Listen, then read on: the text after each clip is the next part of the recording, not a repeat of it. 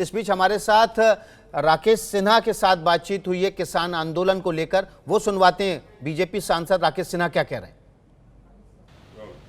हमारे साथ बात करने के लिए भारतीय जनता पार्टी के सांसद और डॉक्टर राकेश सिन्हा जी हैं।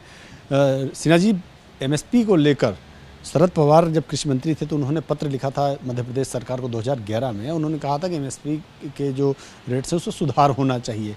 इसके अलावा उन्होंने उस कानून की भी वकालत की थी, लेकिन आज वो लोग विरोध कर रहे हैं। जबकि संसद में जब लोकसभा में भी पेश हुआ था तब भी इन लोगों ने उसका समर्थन किया था, शिवसेना ने भी समर्थन किया था, लेकिन आज किसानों के साथ मिलकर इस कानून का विरोध कर रहे हैं। इसे आप किस रूप में लेते हैं? देखिए, कांग्रेस या एनसीपी या शिवसेना ये 11 करोड़ लघु और सीमांत किसानों को अपनी राजनीतिक मोहरा के आधार पर बलि का बकरा बना रहे हैं। वास्तव में इस कानून के द्वारा जो 11 करोड़ वे किसान हैं जो सीमांत हैं, हाशिए पर हैं, जो कृषि लाभकारी नहीं होने के कारण अपने खेतों को बेचते हैं, चाहे वो रियल एस्टेट को बेचें या बड़े ज़मींदारों को बेचें, उन किसानों के साथ आज ये विरोधी दल अन्याय कर रही हैं, उनको गुमराह कर रही हैं।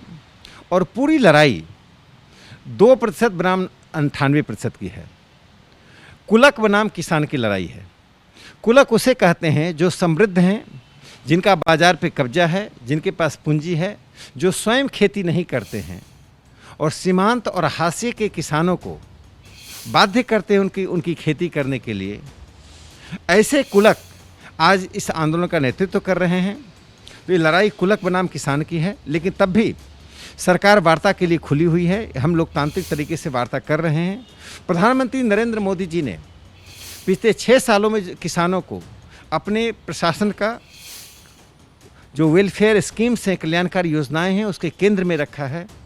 आज किसानों की समृद्धि, समुन्नति उन लोगों को रास नहीं आ रहा है जो 11 करोड़ सीमांत और हाशिए किसानों को लैंडलेस लेबर यानी भूमिहीन मजदूर बना देना चाहते हैं। शरद पवार जब कृषि मंत्री थे तो उन्होंने निजी निवेश की वकालत की थी कृषि क्षेत्र में, और उन्होंने बाकायदा इसके लिए मुख्यमंत्रियों को पत्र भी लिखा था।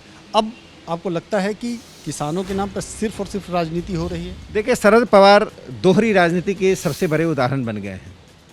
जिस समय उन्होंने निजी क्षेत्र की भागीदारी की बात कही थी और ज़ोरदार इसकी वकालत की थी, और आज उसी निजी क्षेत्र की भागीदारी को, जिस भागीदारी को इफ़ एंड बट के साथ, यानी किसानों की ज़मीन पर स्वामित्व तो बनी रहेगी, उनकी ज़मीन वे खरीद नहीं सकते हैं, उस ज़मीन पर कोई इंफ्रास्ट्रक्चर विकसित नहीं कर सकते हैं, सिर्फ वे पूंजी लगा सकते हैं कि वो म्यूचुअल एग्रीमेंट के आधार पर।